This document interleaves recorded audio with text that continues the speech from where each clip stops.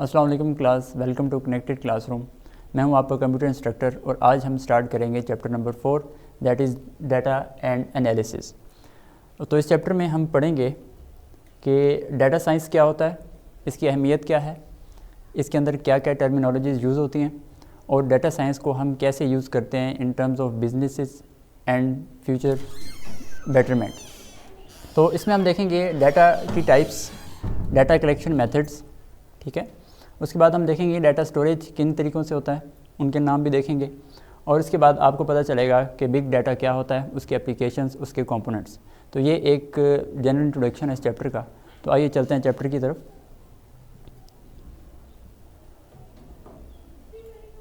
Introduction में जो बात की गई है वो ये है कि आपको पता है कि कंप्यूटर्स जो हैं वो हमारे यहाँ तकरीबन हर काम के लिए इस्तेमाल किए जाते हैं। डिपेंडेंट जो टर्म है यहाँ पे जो चीज़ है वो है डाटा, ठीक है। डाटा के बगैर कंप्यूटर जो है वो अधूरा रहता है। आपने छोटी क्लास में भी पढ़ा बेसिक डेफिनेशन में, कंप्यूटर एक ऐसी इलेक्ट्रॉनिक डिवाइस है जो कि इनपुट लेती है, उसको प्रोसेस करती है और फिर आउटपुट करती है या रिजल्ट्स को स्टोर कर लेती है। अब जो इनपुट आउटपुट प्रोसेसिंग है वो सारा ऑपरेट करता है डाटा के ऊपर। ओके, तो आगे देखें डाटा एनालिसिस में, जो मैंने चैप्टर का नाम ही बताया, डाटा क्या होता है और एनालिसिस क्या होता है। डाटा एक टर्म है और एनालिसिस अलग टर्म है। एनालिसिस जो है वो बेसिकली डाटा के ऊपर की जाती है। Data is basically a raw collection of facts and figures, जिसके ऊपर कोई प्रोसेसिंग ना की गई हो, सिर्फ उसको कलेक्शन किया गया हो। जब आप कोई चीज़ इकट्ठी करते हैं तो आपके पास डाटा होता है और जब आप उससे कोई मीनिंगफुल इन्फॉर्मेशन निकालने के लिए उस पर कोई प्रोसेसिंग अप्लाई करते हैं तो उसको हम कहते हैं इन्फॉर्मेशन। Got it. अभी अगर आप देखें, कह रहे हैं कि डाटा जो है वो कोई भी फैक्ट्स या इन्फॉर्मेशन की कलेक्शन होती है जो हम किसी भी चीज़ के हवाले से इकट्ठे करते हैं, ठीक है। इसके हम एग्जांपल्स आगे देखते हैं। तो इसको हम नंबर से रिप्रेजेंट कर सकते हैं, मेजरमेंट्स के थ्रू ये कलेक्ट किया जा सकता है, डिस्क्रिप्शन के through, sounds, pictures, videos etcetera. Okay, तो साइंस एक्सपेरिमेंट्स में डाटा कैसे यूज़ होता है। टेम्परेचर आपने इकट्ठा करना है, ठीक है। किसी को एक्सपेरिमेंट के अंदर आपने कोई फोकस ग्रुप्स रखे हुए हैं, उनको ऑब्जर्व करना है, ठीक है। आपके पास कुछ सब्जेक्ट्स हैं, कोई एनिमल्स हैं, उन पे आपने कोई प्रैक्टिकल एप्लीकेशन किया किसी दवाई की फॉर एग्जांपल, तो उससे आप जो रिकॉर्डिंग इकट्ठी कर रहे हैं उसको भी हम डाटा कह सकते हैं। फिर एनालिटिक्स क्या होता है। देखिए, एक टर्म है एनालिसिस, ठीक है। इस प्रोसेस को एनालिसिस करने को हम एनालिटिक्स भी बोलते हैं। डाटा के ऊपर जब आपने कोई प्रोसेसिंग अप्लाई की तो उसको हम क्या कहते हैं, डाटा एनालिटिक्स। एनालिटिक्स जो है बेसिकली ब्रेक डाउन किया जाता है किसी भी चीज़ को उसके इंडिविजुअल कंपोनेंट्स में और उसके बाद क्या करते हैं, हम उसको इंडिविजुअली हर कंपोनेंट्स को स्टडी करते हैं। मिसाल के तौर पे आप कहीं साइकिल पे जा रहे हैं, फॉर एग्जांपल आप स्कूल जा रहे हैं, तो रास्ते में आपकी जो साइकिल है वो पंचर हो गया। तो अब आपको फील होगा कि आपकी जो बाइक है वो ज़ोर ज़्यादा ले रही है। तो आपको माइंड में आएगा कि मेरी साइकिल चूँकि ज़ोर ज़्यादा ले रही है पैडलिंग पे, इट मीन्स कि टायर में कोई प्रॉब्लम हो सकता है।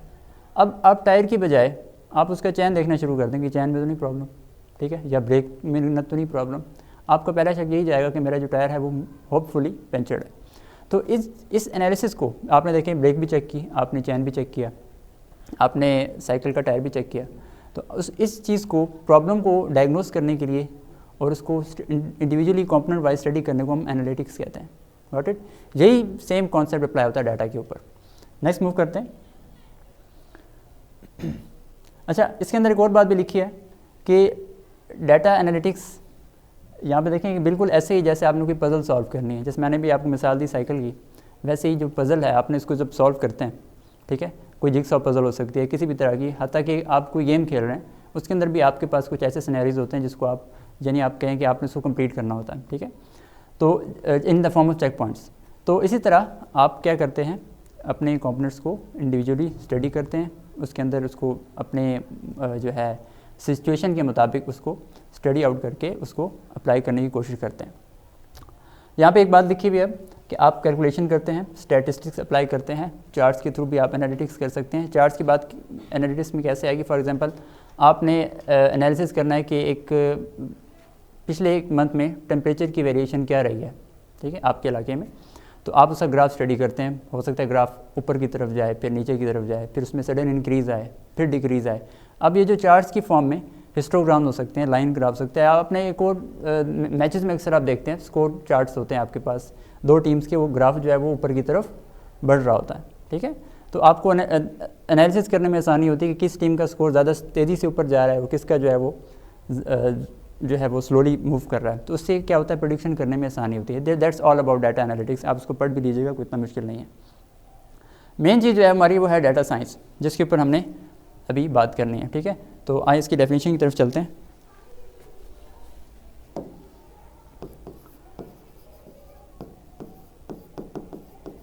डाटा साइंस, ठीक है, अब तक जो हमने बात की वो थी डाटा की, डाटा एनालिटिक्स। ठीक है, उस एनालिसिस कैसे किए जाते हैं मैंने आपको कुछ एग्जांपल बताई और बुक्स की टेक्स्ट से मैंने आपको एक दो सेंटेंसेस भी आपको मैंने बताए। अब बेसिकली डाटा मैंने आपको बता दिया, collection of raw facts and figures. अब ये साइंस क्या है? ठीक है, ये साइंस भी अपने अंदर एक बड़ी एक समझे कि एक डेप्थ, बहुत गहराई के अंदर की एक फील्ड है। हम डाटा के ऊपर ऑपरेशंस करते हैं। ठीक है, इसकी आगे टर्मिनोलॉजीज आ रही है, मैं आपको बारी बारी भी बताता हूँ। बेसिकली एक फील्ड है interdisciplinary field. It is an interdisciplinary field. ठीक है, इंटरडिसिप्लिनरी से मुराद क्या है कि इसमें 3 से 4 सब्जेक्ट्स मिल के ऑपरेट करते हैं। कौन कौन से? ऑफ कंप्यूटर साइंस, मैं इसको CS लिख लेता हूँ, मैथ्स। ठीक है, मैथ्स क्यों कहा? क्योंकि हमने इस पर ऑपरेशन परफॉर्म करने होंगे बड़े कॉम्प्लेक्स किस्म के, तो मैथमेटिक्स के बगैर ये फील्ड काम नहीं करेगी। And statistics. ठीक है, स्टैट्स के अंदर के हम क्या करते हैं, आपने पिछली क्लासेस में पढ़े हैं, जो स्टैट्स के जो फंक्शंस होते हैं, मीन, मीडियन, मोड्स, वो बेसिकली हम डाटा के ऊपर अप्लाई करते हैं और उनकी इंफॉर्मेशन गैदरिंग के लिए इस्तेमाल किया जाता है। अच्छा, it is a field, interdisciplinary field of CS, maths and statistics to gain. अब इसका मकसद आ रहा है कि हम करते क्या हैं, डाटा इनसाइट्स, डाटा के इनसाइट्स को मालूम करने के लिए। इनसाइट्स आप यूँ समझ लें कि हिडन इन्फॉर्मेशन। ठीक है, जो वैसे डाटा देखने में समझ नहीं आती, लेकिन जब आप डाटा साइंस को मज़ीद गहराई में जाके कॉम्प्लिकेटेड ऑपरेशंस परफॉर्म करते हैं तब आपके पास मीनिंगफुल इन्फॉर्मेशन निकल आती है। एंड नॉलेज क्या लेते हैं? ठीक है, to gain data insights, knowledge for informed decisions. ठीक है, ये इसकी जामी सी डेफिनेशन होगी, इन्फॉर्म्ड डिसीजंस। ओके, डिसीजन जो है वो रैशनल डिसीजंस लेते हैं। ठीक है, वो डिसीजन लेते हैं जो कि हमारे लिए फ़ायदेमंद साबित हो फ्यूचर में। तो इसके अंदर 3 चीज़ें थी। ओके, पहले तो इंटरडिसिप्लिनरी फील्ड है, कौन कौन से सब्जेक्ट्स हैं इसमें? CS, maths, statistics. ओके, किया क्या जाता है इसके अंदर? सेकंड पॉइंट, हम इनसाइट्स और नॉलेज गेन करते हैं। ठीक है, किस पर्पस के लिए? इन्फॉर्म डिसीजंस के लिए। ठीक है, या न्यू इन्फॉर्मेशन निकालने के लिए भी अब इसमें ऐड कर सकते हैं। तो ये थी इसकी basic definition. Okay, data science. आगे चलते हैं नेक्स्ट टर्मिनोलॉजीज की तरफ। देखिए यहाँ पे जो डेफिनेशन आपकी बुक के अंदर है, it is interdisciplinary field of multiple disciplines that uses maths, stats, data analysis and machine learning. ठीक है, ये आप 2 टर्म्स भी आप इसके अंदर ऐड कर सकते हैं। मैंने कंप्यूटर साइंस का लफ्ज़ यूज़ किया, मशीन लर्निंग उसी के अंदर आ जाती है। To analyse data and to extract knowledge and insights from it. देखिए वही बात रिपीट होगी। आपने क्या किया, डाटा को एनालाइज किया, एनालाइज करने के बाद उसमें से इंफॉर्मेशन, नॉलेज जो है वो निकाली, और इंसाइट्स क्या चाहिए? गहरी की बातें। ठीक है, अकल की बातें। ओके, नोबल टॉक्स, वो हम इसमें से निकाल सकते हैं। ये बड़ी इंपॉर्टेंट बात यहाँ पे लिखी है, मैं चाह रहा हूँ कि इसको मैं हाईलाइट कर दूँ। It is like a pipeline from data to insights. Pipeline क्या होती है? पाइपलाइन इज़ बेसिकली आप जो समझेंगे एक पाइप है, आपने एक तरफ से डाटा डाला जो कि अनस्ट्रक्चर्ड और क्या था, इस पर कोई प्रोसेसिंग अप्लाई नहीं हुई थी, रॉ डाटा था, कोई इन्फॉर्म डिसीजंस, कोई नॉलेज उसमें से नहीं निकल रहा था। अब उस पाइपलाइन के बीच क्या हुआ, उस पर कुछ ऑपरेशंस परफॉर्म होते रहे, वो मुख्तलिफ फेजेस से गुजरता गया, और जब पाइप से आउट हुआ तो उस टाइम वो डाटा नहीं रहा, उस टाइम वो क्या बन गया? इंसाइट्स बन गई, न्यू नॉलेज बन गया, इन्फॉर्म डिसीजन बन गए। Got it? अब इस पाइपलाइन में क्या प्रोसेसेस परफॉर्म हुए? ठीक है, उसने डाटा को किस तरह उसमें कन्वर्ट किया, ये सारा आपके कौन करता है इसके बैक एंड पे? Data science. ठीक है, आगे मूव करते हैं। अच्छा, कॉन्सेप्ट्स ऑफ डाटा साइंस की बात की जाए कि इसके अंदर कुछ बातें तो मैंने अभी तक आपको डेफिनेशन की हद तक बताई, इसके अंदर कुछ टर्मिनोलॉजीज़ हैं, ठीक है, उसको डिस्कस करते हैं आगे कि इसके अंदर कौन कौन से कॉन्सेप्ट यूज़ होते हैं। सबसे पहले डाटा, मैंने आपको भी बता दिया, इसकी डेफिनेशन हम कर चुके हैं, इसको हम रिपीट नहीं करते। सेकेंड है डाटा सेट। ओके, डाटा और डाटा सेट, इसमें थोड़ा सा बड़ा डिफरेंस है, उसको आप माइंड में रखिएगा। Data is anything that has been collected. Okay, अब डाटा सेट क्या है? डाटा सेट ये है कि मैंने जो डाटा इतना ह्यूज अमाउंट में कलेक्ट किया, उसको मैं कैटेगराइज करके एक बॉडी ऑफ वर्क को रिप्रेजेंट करूँगा। फॉर एग्जांपल, मैंने स्कूल में एक डाटा इकट्ठा किया, ठीक है, उसमें मैं देखता हूँ कि स्टूडेंट्स का डाटा वो अलहदा हो गया, टीचर्स का डाटा वो अलहदा हो गया, उसके बाद हमारा जो एडमिनिस्ट्रेटिव स्टाफ है उसका डाटा मैंने लिया, वो अलहदा हो गया। ओके, और सब्जेक्ट्स का, कि स्कूल में कौन कौन से सब्जेक्ट्स पढ़ाए जाते हैं, उसके रिलेटेड डाटा होगा, वो मैंने अलहदा कर लिया। अब ये जो मैंने कैटेगरीज बनाई, इस सब कैटेगरीज के अंदर उन्हीं कैटेगरीज से related, for example admin staff का डाटा, टीचर्स का डाटा, स्टूडेंट्स का डाटा, सब्जेक्ट्स का डाटा, ये सारे जो मैंने अलहदा टेबल्स बना दिए, या आप समझ लें कि मैंने इनको कलेक्शन की डाटा की, इनको अलहदा ग्रुप्स में डिवाइड किया, जो कि एक यूनिक बॉडी ऑफ वर्क को रिप्रेजेंट कर रहे हैं, इसको हम कहेंगे डाटा सेट। ठीक है, इसको हम डाटा सेट्स को बाद में हम अपनी इंफॉर्मेशन गैदरिंग के लिए और डिसीजन वगैरह लेने के लिए डाटा साइंस में यूज़ करते हैं। Data set is very important terminology, और ये आगे चल के जब हम AI के चैप्टर्स पढ़ेंगे तो उसके अंदर भी ये जो है आपको मज़ीद क्लियर हो जाएगा कि हम डाटा सेट्स को कैसे मशीन लर्निंग के अंदर यूज़ करते हैं। नेक्स्ट हम चलते हैं आगे, इसकी डेफिनेशन भी देख लें एक दफ़ा। Data set is a structured और processed collection of data usually associated with a unique body of work. जैसे मैंने अभी आपको बताया, this collection of data is related to each other in some way. For example, a collection of brain CT scan of brain tumor patients is a data set. मरीज़ है हमारे पास, ठीक है, ब्रेन का हमने CT स्कैन किया tumour identify करने के लिए। अब इस ब्रेन ट्यूमर से रिलेटेड जितनी भी इंफॉर्मेशन होगी वो एक डाटा सेट कहलाएगी। हो सकता है कि मेरे पास कोई हॉस्पिटल में कैंसर का भी पेशेंट हो, किसी को मलेरिया हो, किसी को डेंगू हो, तो उन हर मरीज़ का जो अलग-अलग डाटा है वो एक सेपरेट डाटा सेट के अंदर रखा जाएगा। नेक्स्ट मूव करते हैं, तो कह रहा है कि किया क्या जाएगा से which can be use to evaluate certain pattern और trend common in entire data set. Okay, कि हम ट्रेंड्स वगैरह देखते हैं कि पूरे डाटा सेट में क्या ट्रेंड चल रहा है। वही अगेन वही बात आ गई कि हमने इन्फॉर्म डिसीजंस लेने हैं।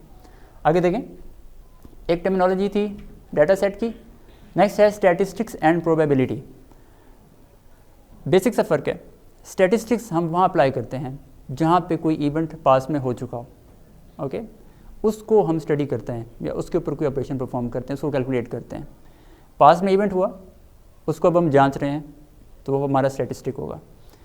अब उसकी वजह से या किसी और वजह से फ्यूचर में क्या इवेंट हो सकता है, उसको हम कहते हैं probability. That is very important. Okay, देखें, statistic is the analysis of frequency of past events. माजी में हमारे पास क्या इवेंट्स हुए, किस शिद्दत से हुए, क्या रेपिटेशन थी, उसको हम कहते हैं statistics. And probability is to predict the likelihood of future events, chances of an event to occur in future. समझ आ गई? स्टैटिस्टिक्स क्या है? पास्ट इवेंट्स की फ्रीक्वेंसी, उसको स्टडी करेंगे, और जबकि फ्यूचर में क्या होने वाला है, क्या चांसेस हैं किसी चीज़ के होने के, उसको हम कहते हैं प्रोबेबिलिटी। मिसाल से आप यूँ समझ लें कि एक टीम है, क्रिकेट टीम समझ लें, पास्ट परफॉर्मेंस उसकी वीक रही, 5-6 मैचेस नहीं जीत सकी, या हो सकता है कि पिछले 3-4 टूर्नामेंट में भी अच्छा परफॉर्म नहीं कर सकी, तो उसको उसकी जो एनालिसिस हम जब करेंगे कि वो क्या वजूहात थी, किस बिना पर अच्छा परफॉर्म नहीं कर पाई, तो उसको हम कहेंगे स्टैटिस्टिक्स। स्टैटिस्टिक्स के थ्रू हम इसको स्टडी करते हैं। अब मैं ये कहता हूँ कि फ्यूचर में आने वाले इवेंट्स में क्या परफॉर्मेंस रहेगी इनकी, कि फॉर एग्जांपल मैं कहता हूँ कि कितने मैचेस जीतेंगे हम, किस टीम के साथ हमारा क्या मैच है, तो वो क्या होगा, प्रोबेबिलिटी होगी। एक स्टूडेंट है, वो अच्छा परफॉर्म नहीं कर पा रहा, उसके टेस्ट भी अच्छे नहीं आ रहे, ठीक है, एब्सेंटीज भी इसकी ज़्यादा हैं, तो इसको हम कहेंगे स्टैटिस्टिक कि पास्ट 1 महीने में 2 महीने में वो कितने दिन एब्सेंट रहा है। और फ्यूचर में मैं देखता हूँ कि उसका इस एब्सेंट होने की वजह से, टेस्ट स्कोर्स अच्छे ना आने की वजह से, फ्यूचर में वो अपने फाइनल पेपर्स में, या फॉर एग्जांपल अगर वो FSC में अपीयर होने वाला है, या मैट्रिक के बोर्ड के पेपर्स में अपीयर होने वाला है, वो कैसा परफॉर्म कर पाएगा। ठीक है, तो फ्यूचर में उसके पास क्या चांसेस रहेंगे और क्या नहीं रहेंगे, ये सारा प्रोबेबिलिटी के अंदर आ जाएगा। नेक्स्ट मूव करते हैं। नेक्स्ट टाइम हमारे पास मैथमेटिक्स, जो कि डाटा साइंस के अंदर यूज़ होती है। अगर आपके पास सामने एक डायग्राम है, ठीक है, मेरे ख्याल में यहाँ अगर ये विजिबल नहीं है तो मैं इसको वहाँ पे बोर्ड पे आपको बता के इसको ज़्यादा क्लियरली एक्सप्लेन करता हूँ। देखिए हमारे पास एक सर्कल बना हुआ है, मैं सर्कल बना देता हूँ आपको, ठीक है, ओके। ये है हमारे पास एक समझ लें एक फील्ड है, ओके। इसके अंदर हमारे पास है एआई, आर्टिफिशियल इंटेलिजेंस। मैंने भी आपको थोड़ी देर पहले बताया था कि डेटा साइंस जो है वो एक बेसिक फाउंडेशन है आर्टिफिशियल इंटेलिजेंस की। आर्टिफिशियल इंटेलिजेंस के अंदर हम स्टडी करते हैं मशीन लैंग्वेज को, ठीक है। इसका भी मैं एक छोटा सा सर्कल बना लेता हूँ, ओके। यानी एआई के अंदर ही मशीन लर्निंग काम करती है, और इस मशीन लर्निंग के अंदर एक और चीज़ काम करती है जिसको हम कहते हैं डीप लर्निंग। उसका भी कॉन्सेप्ट अभी आपको मैं एक्सप्लेन करूँगा बाद में, फ्यूचर में भी आगे नेक्स्ट चैप्टर में हमारे पास आ रहा है एआई। अच्छा, अब इन तीनों के अंदर एक चीज़ बड़ी कॉमन है। मैंने आपको बताया हम एआई, एमएल, डीप लर्निंग ये सारा कंप्यूटर साइंस की फील्ड है, और डाटा साइंस इनकी बैकबोन है, ठीक है। डाटा साइंस क्या है? इनकी बैकबोन। और मैथमेटिक्स, चूँकि मैंने भी आपको बताया data science the interdisciplinary field of stats, maths, ठीक है, सीएस के अंदर तो हम ऑलरेडी हैं। तो वो क्या करता है? इनकी बैकबोन का काम करता है। क्या करता है? बैकबोन का काम करेगा। मैं इसको यूँ करूँगा, ये तीनों डिसिप्लिन्स के अंदर क्या कर रहा है? वो मैथमेटिक्स इन्वॉल्व है, मैथ्स इज़ इन्वॉल्व, ओके। आप पढ़ते ही रहें। चलते हैं वापस बुक की तरफ, ओके। देखें, AI, machine learning and deep learning ये तीनों कंप्यूटर साइंस के कॉन्सेप्ट्स थे, और मैथ्स, स्टैट्स और विजुअलाइजेशन हम अप्लाई करते हैं, और उनके दरमियान जो कॉमन चीज़ है वो डाटा साइंस है, ओके। इट मीन्स कि data science is common in all of these fields. ये डेफिनेशन में हमने बात की। मैथमेटिक्स की बात होगी, fundamental part of data science, एक बेसिक पार्ट है डाटा साइंस का, which helps to solve problems, optimise the model performances and interpret huge complex data into simple and clear results for decision making. हम क्या करते हैं इसके अंदर? Model की परफॉर्मेंस जज करते हैं मैथमेटिक्स अप्लाई करके, आपको पता है, बेहतर जानते हैं। नेक्स्ट है मशीन लर्निंग, जो मैंने अभी आपको बताया कि मैं आपको बताऊंगा। मशीन लर्निंग बेसिकली क्या है? हम कंप्यूटर्स को ट्रेन करते हैं कि वो इंसान की तरह बिहेव करे, इंसान की तरह सोचे, इंसानों जैसे काम वो परफॉर्म कर सके जैसे इंसान सोच के परफॉर्म करता है, ठीक है। इसकी डिटेल हम नेक्स्ट चैप्टर में पढ़ेंगे। तो data science basically helps in machine learning, और मशीन लर्निंग जो है वो खुद आर्टिफिशियल इंटेलिजेंस की एक ब्रांच है, क्योंकि मैंने अभी आपने देखा डायग्राम के अंदर कि एआई के अंदर मैंने एमएल को यानी मशीन लर्निंग को लिखा था।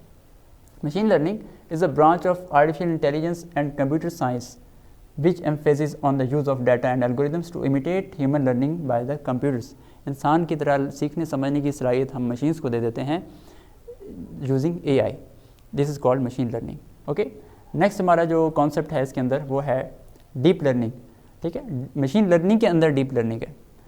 एक था आर्टिफिशियल इंटेलिजेंस कि वो ऐसी ब्रांच है कंप्यूटर साइंस की जिसमें हम मशीन्स को सीखना, मशीन्स को इंसान की तरह बिहेव करना, इंसान की तरह सोचना सिखाते हैं।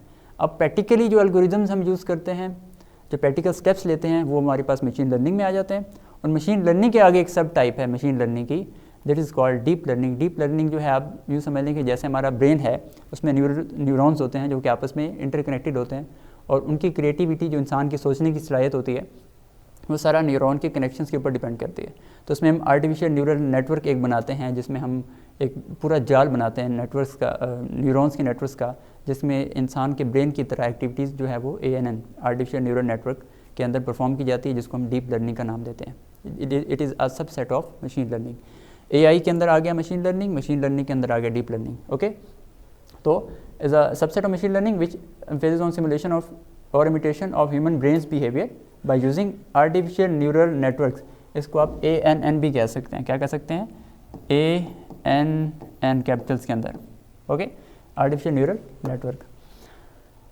पेपर्स के पॉइंट ऑफ व्यू से भी क्वेश्चन इंपॉर्टेंट है कि what is the difference between machine learning and deep learning, ये भी पूछा जा सकता है, ओके। तो हो सकता है आपसे पूछ ले कि AI और डीप लर्निंग में क्या फ़र्क है। आपने इसका जो जनरल इंट्रोडक्शन है वो आपको पता होना चाहिए, आप इजीली इसको एक्सप्लेन कर सकते हैं। नेक्स्ट है डाटा माइनिंग। डाटा माइनिंग क्या है? माइनिंग कहते हैं बेसिकली किसी चीज़ को खोदना। आपने देखा होगा कि हमारे पास जो जेम स्टोन्स होते हैं, जो कीमती पत्थर होते हैं, वो हम पहाड़ों से निकालते हैं, ठीक है। तो जो पहाड़ों से निकालने का अमल होता है उसको कहते हैं माइनिंग। अब यहाँ पे मैंने पत्थर या हीरे जवाहरात नहीं निकालने, यहाँ पे मैंने क्या निकालना है? डाटा को माइन करना है। मेरे पास ह्यूज अमाउंट ऑफ डाटा मौजूद है ठीक है, और वो कलेक्शन मज़ीद बढ़ती जा रही है, बहुत बड़ा रिपोजिटरी इकट्ठा होता जा रहा है डाटा का। अब उसमें से मीनिंगफुल इन्फॉर्मेशन निकालना, ठीक है, जो मेरे काम का है, इन्फॉर्म्ड डिसीजन जो हमने बात की थी, तो उसको हम क्या कहते हैं, डाटा माइनिंग। देखिए इसके अंदर ये बात देखी होगी, data mining is a subset of data science. देखें डाटा साइंस की ही ब्रांच है विच प्राइमरीली फोकस, जो कि जिसका मेन फोकस क्या है, on discovering patterns and relationships in existing data sets. हमारे पास जो डाटा सेट्स मौजूद हैं, जब भी हमने पीछे डेफिनेशन की बात की थी, जो कि यूनिक बॉडी ऑफ वर्क को रिप्रेजेंट कर रहे होते हैं, उसके अंदर से हमने क्या करना होता है, पैटर्न्स, रिलेशनशिप्स, ताल्लुकात, एक डाटा का दूसरे के साथ क्या लिंक है, वो सारा कुछ हमने उसमें से निकालना होता है।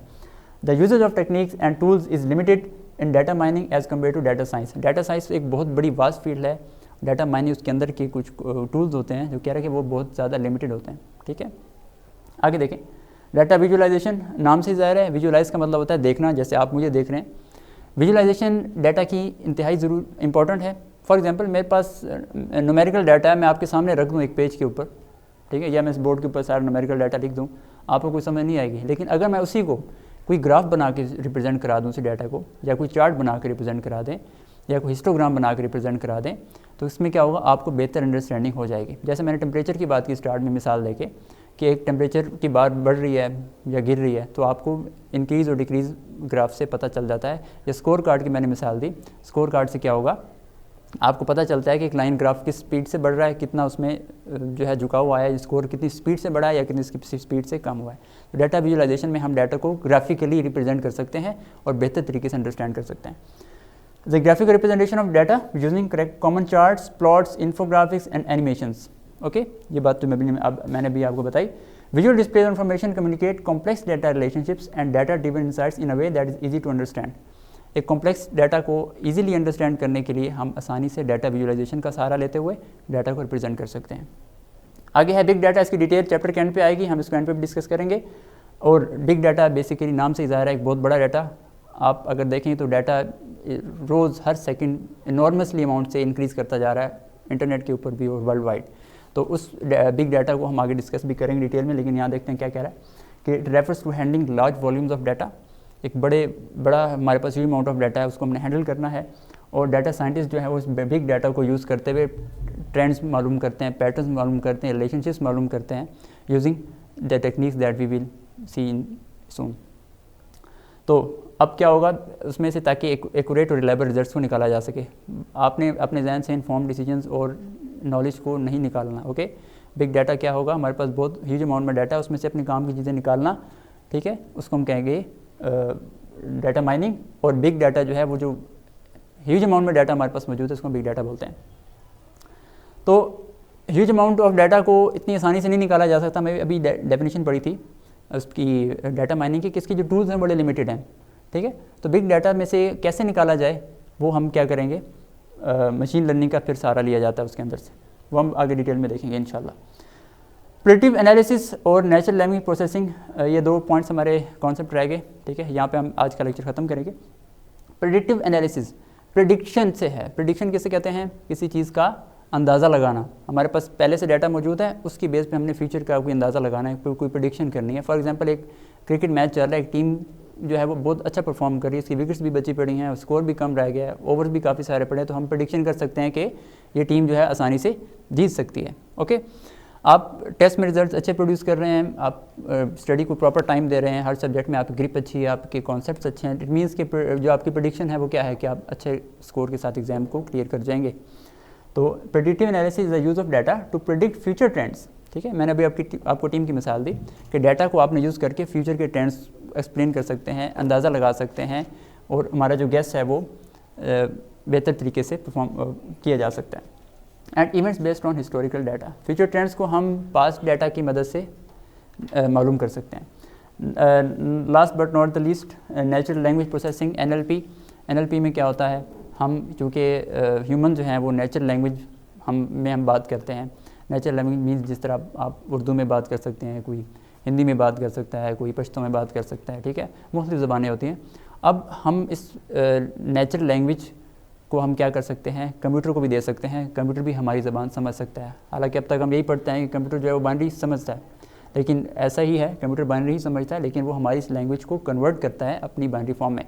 तो इस नेचुरल लैंग्वेज प्रोसेसिंग के अंदर हम क्या करते हैं, कि इंसान और कंप्यूटर की जो इंटरेक्शन है वो थ्रू नेचुरल लैंग्वेज की जाती है। ठीक है, जिस तरह आपने वॉइस कमांड्स दी होंगी, मोबाइल पे आप बोलते हैं तो कंप्यूटर या मोबाइल या कोई भी ऐप आप यूज़ कर रहे हैं ऑटोमेटिकली ट्रांसलेट करके आपको आपका रिस्पॉन्स देती है। तो उसको आप देख लें क्या लिखा है, it is study of interaction between human language and computers. The common usages of NLP are chatbots, language translators and sentiment analysis. Sentiment analysis क्या होता है कि फॉर एग्जांपल आपने कोई चीज़ खरीदी, आपने उसके बारे में कोई पॉजिटिव या नेगेटिव राय रखते हैं, उसको एक्सप्लेन करना, उसको बताना, उसको हम कहते हैं सेंटिमेंट एनालिसिस। ठीक है, मिसाल तौर पे एक बंदे ने बुरा रिव्यू दे दिया, ओके, तो इसकी डेफिनेशन यहाँ पे ब्लू बॉक्स में लिखी हुई है। कल हम जब इसको रिपीट करेंगे तो मैं आपको जो है वो इसको मज़ीद एक्सप्लेन करूँगा। तो आज हमने क्या पढ़ा, आज हमने पढ़ा चैप्टर 4 का इंट्रोडक्शन, जिसमें डाटा साइंस की बात की। डाटा साइंस से रिलेटेड कॉन्सेप्ट्स 8 से 10 के करीब ये कॉन्सेप्ट्स हैं। इसको हमने देखा डाटा क्या होता है, डाटा सेट क्या होता है। उसके बाद हमने देखा कि डाटा साइंस से रिलेटेड जो टर्मिनोलॉजीज़ में मशीन लर्निंग, ठीक है, डीप लर्निंग, AI, मैथमेटिक्स, ठीक है, स्टैटिस्टिक्स और ये सारी चीज़ें, प्रोबेबिलिटी ये क्या होती है, और इस चीज़ को हमने अब तक किया। ये जो अब तक का जो हमारा आज का हमने स्टडी किया, उसमें ये बेसिक जो है वो सिर्फ डेफिनेशंस की हद तक है। हाँ, इसमें यह है कि आपको ML और डीप लर्निंग और इन चीज़ का आपस में रिलेशन पता होना चाहिए, डाटा क्या होता है, डाटा सेट क्या होता है। तो इसको आप आई होप कि आप जो है इसको एक दफ़ा गो थ्रू भी कर लेंगे टेक्स्ट को। बुक दिखाने का मेरा मकसद ये था कि ताकि आपको रेफरेंस रहे कि कौन सी बात मैंने कहाँ की। तो अब तक के लिए इतना ही, इंशाल्लाह आपसे जल्द मुलाकात होगी नेक्स्ट टॉपिक के साथ। तब तक के लिए अल्लाह हाफ़िज़।